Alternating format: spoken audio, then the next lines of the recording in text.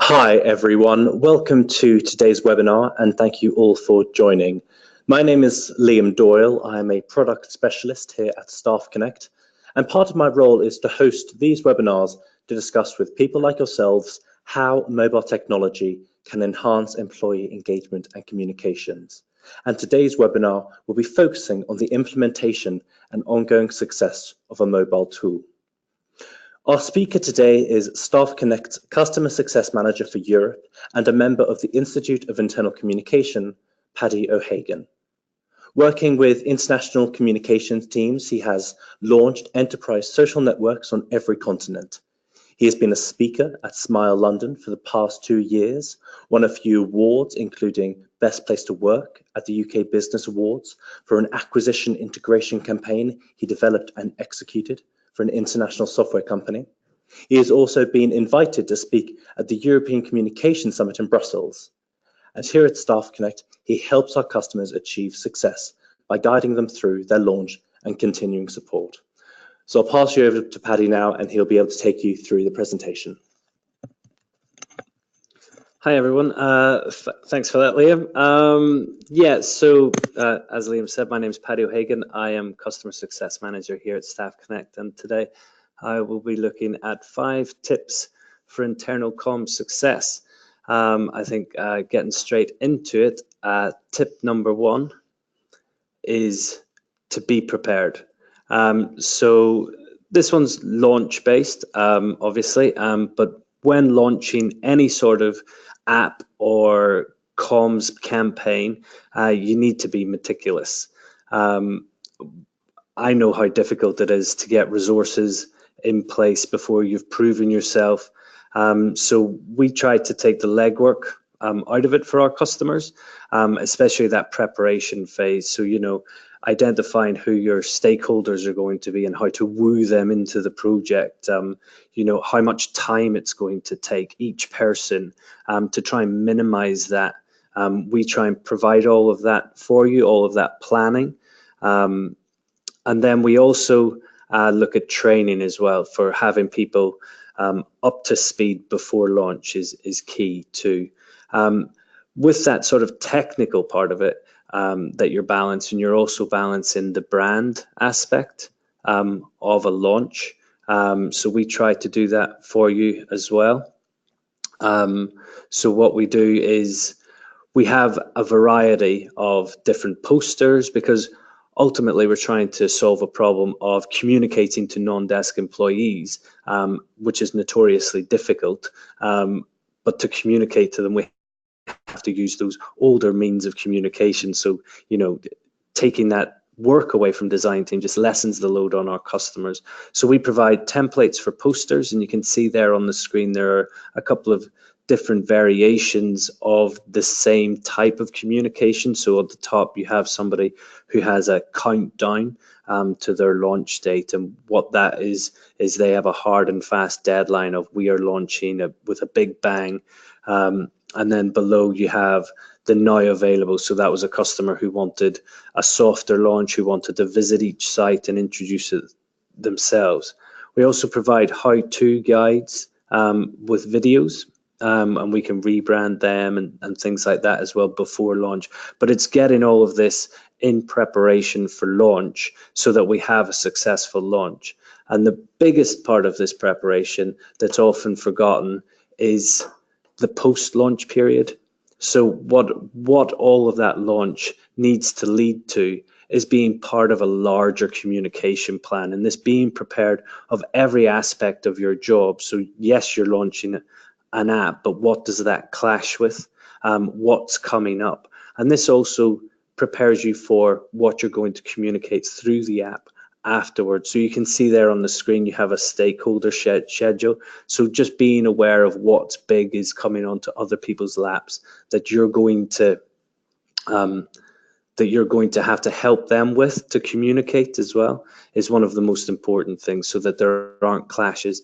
And also that frees up time, if you've already prepared these things, for those big firefighting incidents that come across our desks constantly. And then there's the odd time where there's downtime as well. So you can see there's a couple of little things that I use in my downtime International Day calendar is probably the biggest one for me. So, yesterday was International Women's Day. What is my company doing for International Women's Day, and how can we communicate that or add to that?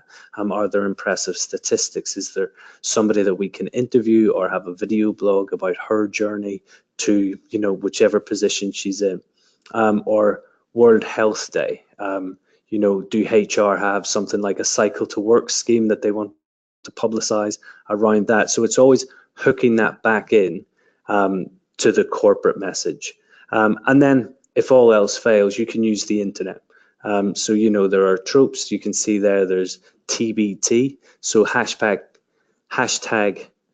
Throwback Thursday. You can go back and find an old logo of the company or an old picture of your board or chairperson or something along those lines and have a little quiz around it.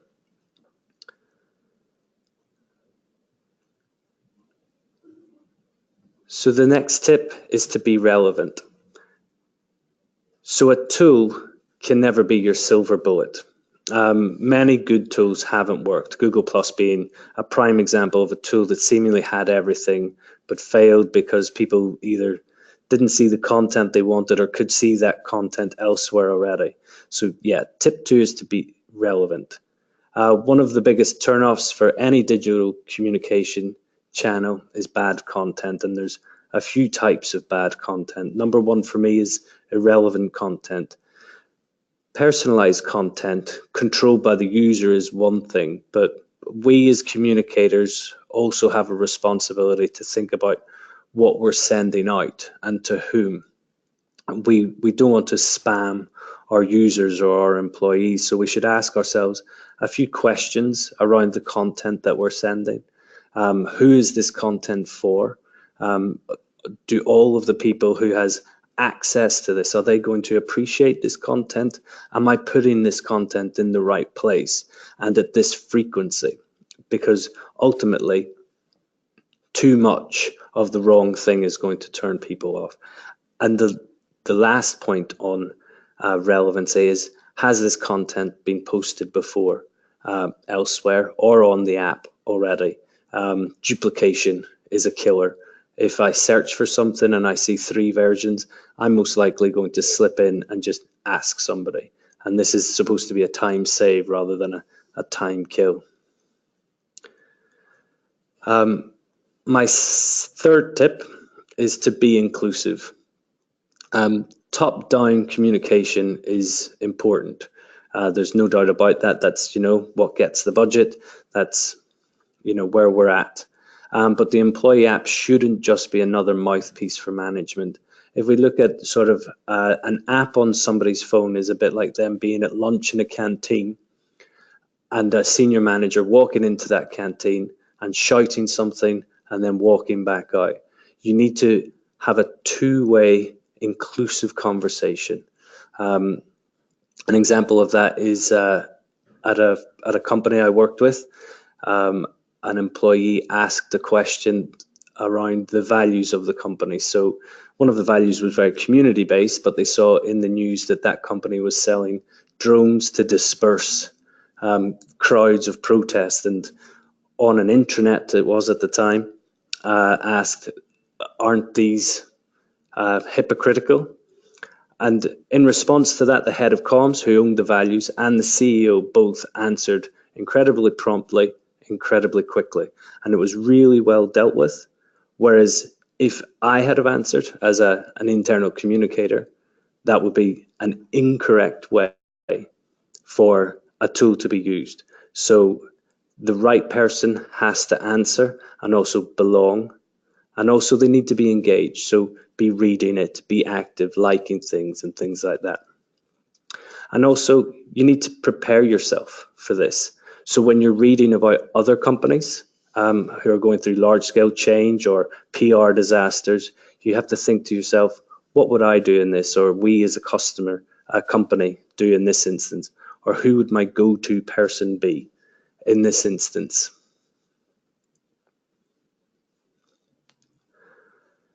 Tip number 4 is to be strategic.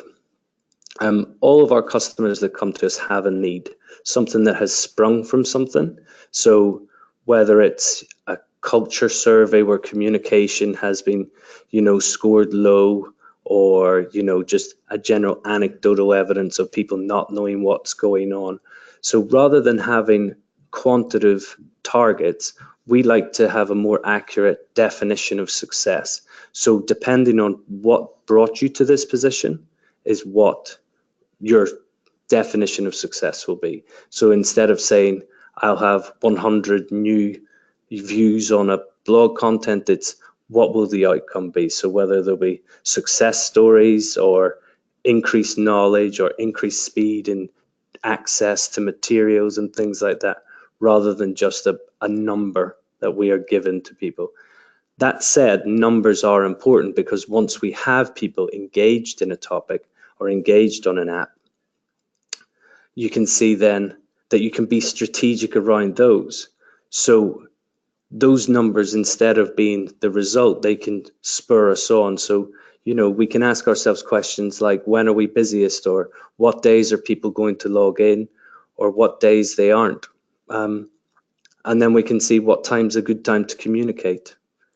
With this data, you can prepare your strategy in advance to use these days for more important communications. This, and also is really important, is I've never not been asked by a CEO, when is the best day to post my blog? And knowing that answer off the top of your head is super important for their engagement to your communication strategy.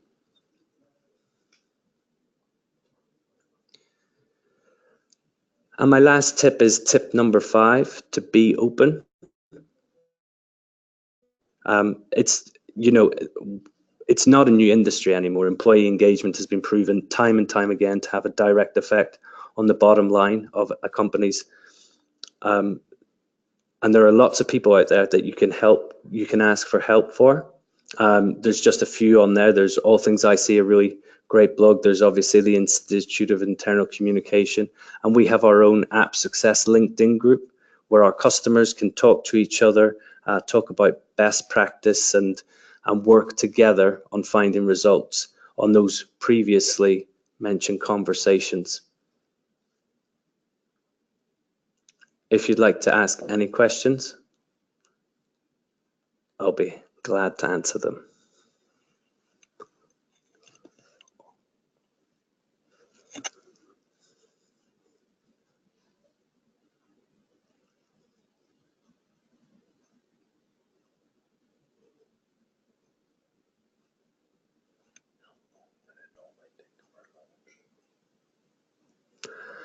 So a question's come in, how long would it normally take for a launch?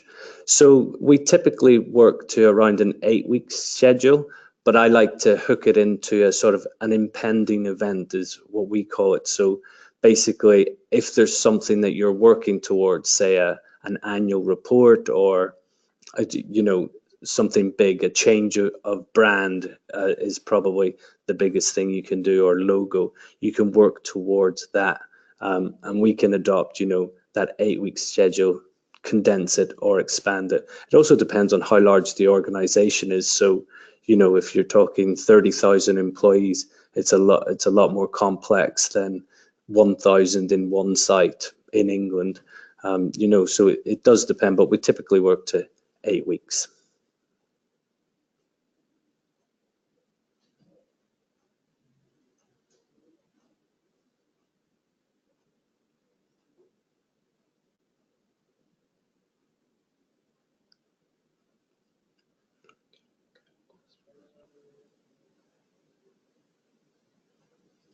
All right, I will hand you back to Liam.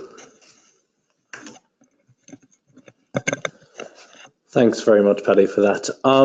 Well, if there are no more questions, I guess we'll wrap it up then. I do hope you found today helpful, Paddy giving his best tips for, app success, the implementation, as well as the ongoing success of a mobile solution within an organization. So if there are no more questions, we'll bring it to an end. If you do have any more questions, what I'll be doing is in follow-up emails, there'll be our contact details, so you'll be able to just contact, and we can start up those discussions then. But I thank you all very much for attending, and I hope you have a good weekend. Thanks. Bye.